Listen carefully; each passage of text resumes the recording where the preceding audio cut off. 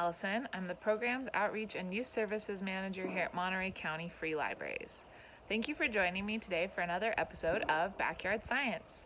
Today we are going to be talking about pine cones. And we are going to be talking about pine cones because something funny happened in my backyard that caused me to do some research about pine cones. So I'm going to take you over to where the funny incident happened and tell you about it, and then we will get into some pine cone facts. I have been working on reorganizing my backyard, and one thing that I did was create this little path here so that you could walk around and look at some of the plants. As part of that, I went around my backyard and I collected all of these pine cones to make a cute little pine cone border.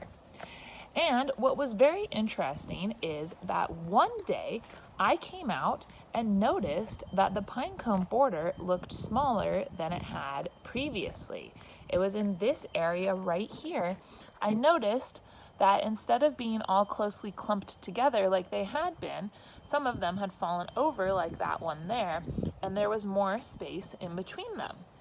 So I took a closer look, and what I realized was that the cones had closed up.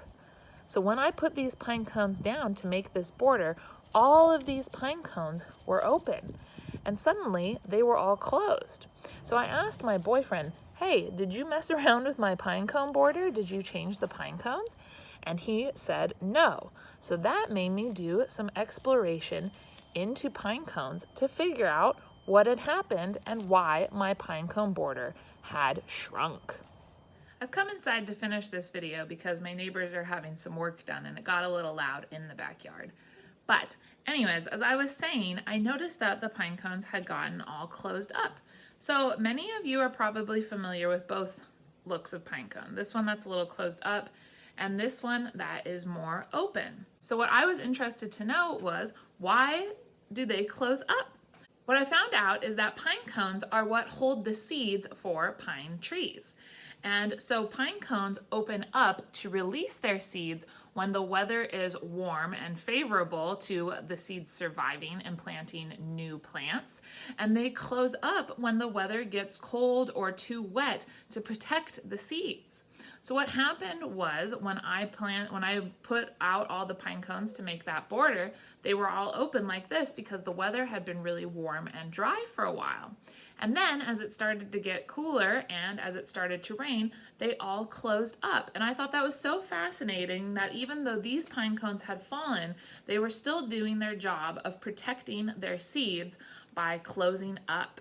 This pine cone is a pine cone I've had inside the house, so it's not as susceptible to the weather changes outside. I also decided to do some facts about pine cones in general, and what I found out was pretty awesome. So pine cones actually date back to prehistoric times. That's a very, very long time. They come from pine trees, and there are over 90 different species of pine trees, all varying in height.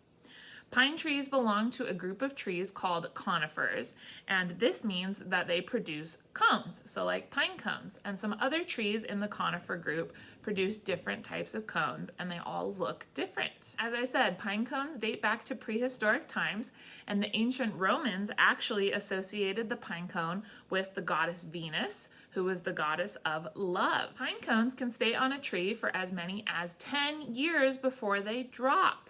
As I said before, a pine cone's main function is to keep their seeds safe, and some even need a very, very, very hot and fast-burning fire to release their seeds and open up. You might see pine cones a lot around the holidays in the winter months, and if you live somewhere like I do in Pacific Grove or in Monterey, you see them all the time because pine trees are very prevalent. So I would encourage you to go outside and observe the pine cones in your area if there are any. And I will be showing in our next STEAM Time video posted next Friday a really cool experiment that you can do to actually view this change yourself in your home. So make sure that you check that out. That will be posted next Friday at 11:30 a.m. Thank you so much for watching today. I hope that you learned something new about pine cones. I had never known this before, and I'm in my 30s, so I just want to remind you that it's never too late to learn something new and to do some really fun exploring. I hope that you'll go out and explore your neighborhood and check out the library for books to help you in your research and aid your curiosity. Have a great week, everybody. Have fun outside exploring, and I'll see you next time. Bye-bye.